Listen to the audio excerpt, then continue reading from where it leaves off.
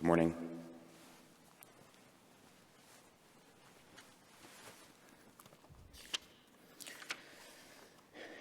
A harassed attaché of the American consulate at Lisbon told a story of a gray-faced man who leaned over his desk one morning and anxiously inquired, "Can you tell me if there is any possibility I could get entrance to your wonderful country?"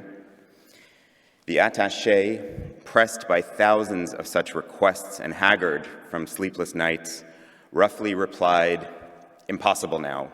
Come back in another 10 years. The refugee moved towards the door, stopped, turned around, and with a sad smile asked, "Morning or afternoon?"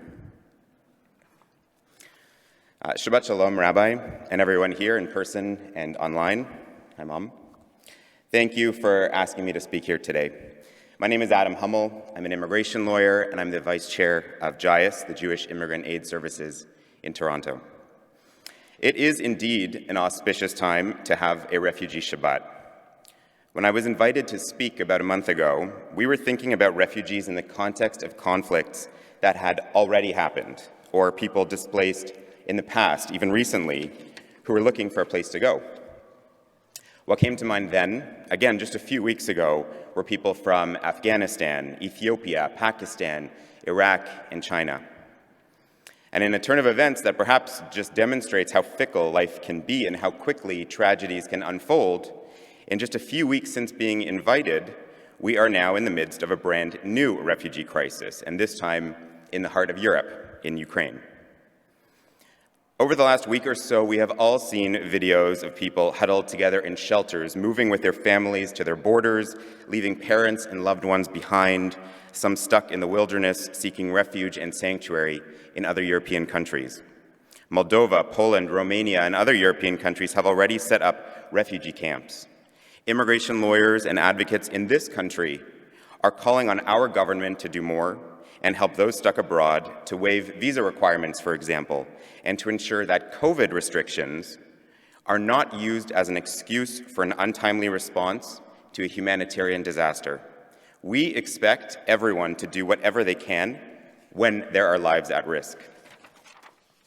There is also the added challenge of government resources. There are people from Ethiopia and Afghanistan already waiting in queue for their applications to be processed. As Barry mentioned, your family here is in Eritrea. They've been waiting for 2 years.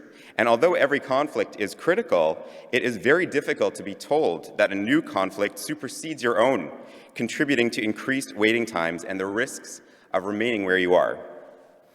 When governments cannot or will not help, we turn to institutions and then to people to help those in need. And this is what I've always found really admirable about shuls like yours, Beth Tzedec, and your dedication to your refugee sponsorship program. It is therefore notable that this crisis and this Shabbat takes place when we read in the Torah about the building of a Mishkan, a tabernacle or sanctuary, a temporary dwelling erected in the middle of the desert. The last few parshiot have dealt in detail with the building of the Mishkan.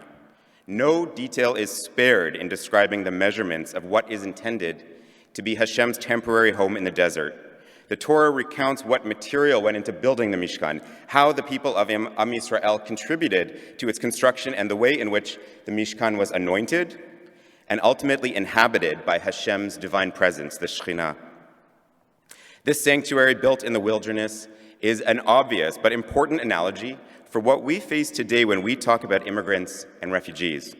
Not only were the builders of the Mishkan, those Jews exiled from Egypt, refugees themselves, the first, but obviously not the last time that Jews would find themselves as refugees, but here in the desert, with the goal of satisfying Hashem front of their minds, they set out to build a divine sanctuary in which Hashem would reside. This word, sanctuary, is apt in this context. While the word Mishkan used in the Torah comes from the Hebrew root to dwell, given its holy roots, in English it is either called a tabernacle, which is Latin for tent, or a sanctuary, which is Latin meaning a sacred place or a shrine. Of course, in this story, it is given its holiness because it is the place where Hashem is intended to live. But if we expand on the word sanctuary and the use that it has today, it is far greater than just a holy place in which to rest one's head. In the immigration context, we speak of refugees being given sanctuary. This is a right of asylum, a place where they need not fear for their lives, a place where they can find the support they need to get back on their feet, support their families, and find a home for the future. In fact, I'm sure there are many people here today who have either found sanctuary in Canada themselves or who are descendants of those who found a place to rest in Canada too. As Barry mentioned, I was born in South Africa. When I was almost 2, a job opportunity presented itself to my dad, and we came to Canada in October 1986. Now, my dad's primary motivation for moving to Canada was job security, but I am sure that deep down, both he and my mom knew that there was a potential for hardship in South Africa's future, and they sensed a better guarantee of security in Canada than in South Africa. They moved with considerable heartbreak away from their lives and families in South Africa with the hope that Canada would offer them everything that they could dream of, and I believe that it did. I grew up in Toronto. My friends in the Jewish community come from a wide variety of backgrounds themselves. I am South African, and my wife's family, her heritage, is a combination of Polish and Ukrainian, of Holocaust survivors, and those who traveled here to make a better life for themselves too, after untold hardship. It is this background as an immigrant myself that led me to practice immigration law. Though I began practicing civil litigation and estates litigation, an area I still practice today, a few years in, I felt like I was missing a bit more meaning in my work. Of course, helping people to right wrongs and pursue their legal claims is important, but when I jumped into immigration law as my primary practice, I was reminded that there was something much more valuable than a good settlement, and that was a piece of paper. Whether it was a tribunal decision, a visa, a permanent resident card, or a passport that gave someone the right to remain in this country, that showed them that Canada was their home. I've been practicing immigration law for about 6 years now. Each time that I call up a client to let them know that their refugee claim was granted or that their permanent residence application was approved, I have the same reaction. I cry. And often, the silence on the phone while I take a deep breath to compose myself tells me that my client on the other end is crying also. And yes, that includes macho Portuguese construction workers and Serbian forklift drivers. It means the same to everyone. And they are crying tears of joy because of the consequences that a life in Canada will bring them. Prosperity, safety, and peace.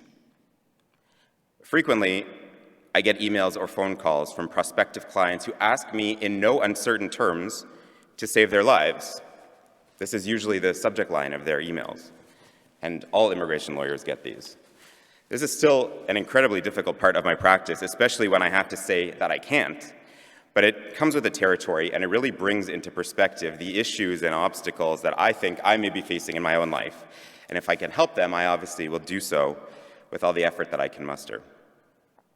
But prosperity, safety, and peace, this is what a sanctuary brings. Oseh shalom b'mermav, hu yaseh shalom aleinu v'al kol Yisrael. May the one who creates peace on high bring peace to us and to all of Israel. Of course, the one in Oseh shalom is Hashem, but there is no question that those who bring peace to others and are also doing God's work, propelled forward by the lessons of the past. A few years ago, I joined the board of directors of JIAS. For those who don't know what JIAS is, it's an almost 100-year-old agency of Toronto's Jewish community dedicated to assisting newcomers. The incredibly dedicated staff at JIAS work non-stop to welcome, support, and integrate newcomers, new immigrants, both Jewish and non-Jewish, into a strong and inclusive Canadian society. The organization offers settlement services, English classes, after-school programs, extracurricular, social activities, and goes above and beyond to help those seeking a sanctuary in Canada. In recent years, I have been particularly proud of the work that JIAS has done in welcoming in Syrian refugees, Yazidi refugees from Iraq who have been targeted by ISIS, as well as recently supporting efforts on the ground to bring Afghan refugees fleeing the Taliban to Canada. To borrow a line from Hayes, our American counterpart, we don't just do this work because our clients are Jewish. We do this work because we are. And over the last 10 days or so, we have shifted gears to do what we can to help those fleeing Ukraine. Though each crisis brings with it a whole new set of complications, we do this work because we can. And if we can, then we must. JIAS has been doing this work for 100 years and will be celebrating its centennial birthday this summer.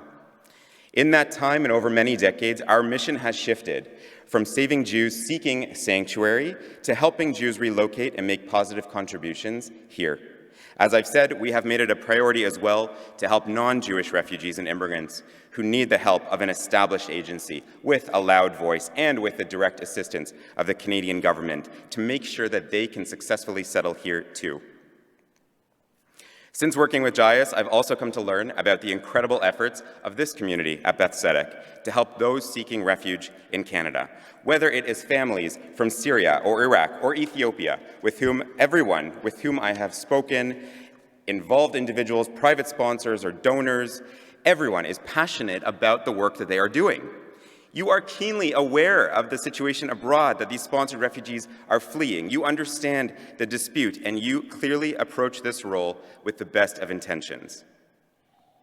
Your community's work and the way that our broader Jewish community helps those in need of sanctuary also has parallels in the Parshiot about the building of the Mishkan. In last week's Parsha, Moshe conveyed to Am Yisrael Hashem's plan to build the Mishkan. Immediately, the people donated the required material in abundance: gold, silver, copper, dyed wool, goat hair, spun linen, animal skins, wood, olive oil, herbs, and precious stones. They gave so much that Moshe actually had to tell them to stop giving. And actually, for those who have ever been involved in putting together a private sponsorship application, this is actually remarkably similar to what those applications look like. You have to list all those things that you are going to give these new families who will be arriving, such as furniture, mattresses, winter jackets, preferably not made out of goat hair, and food items. And there is, in fact, a maximum that can be allocated to those applications as well. In the Torah, the artisans within the community set to work building the Mishkan and its furnishings. In this week's Parsha, we learn about how the Mishkan was completed with the contributions of the labor and goods donated from the community. When the construction was completed, as the rabbi pointed out earlier, the Torah states, "V'techel kol avodat Mishkan ohel moed, v'ya'asu b'nei Yisrael kechol asher tzivah Hashem et Moshe ken asu." All the work of the Mishkan, of the tent of meetings, was completed. The children of Israel had done it. According to all that the Lord had commanded Moshe, so they had done. Am Yisrael contributed with their goods, with their labor, and with their best of intentions to build this sanctuary for God. And as the rabbi alluded to earlier, the commentary on this Parsha notes that there are significant similarities in the recounting of the building of the Mishkan with the way the creation of the universe is described at the beginning of the book of Genesis. In one book, God creates a holy place for people to dwell in, and in the next, the people create a holy place for God to dwell in. In this same way, this community, whether Beth Tzedec specifically or Toronto's Jewish community more broadly, builds holy sanctuaries here for those in need. Anchor families, constituent groups, heads of families abroad, volunteers filling out forms, settlement organizations like JIAS, shuls like Beth Tzedec, those donating their winter coats. You are changing lives. You are bringing opportunity. You are setting children on paths that they would never have dreamed about being on before. And most importantly, creating peace for those who desperately need it.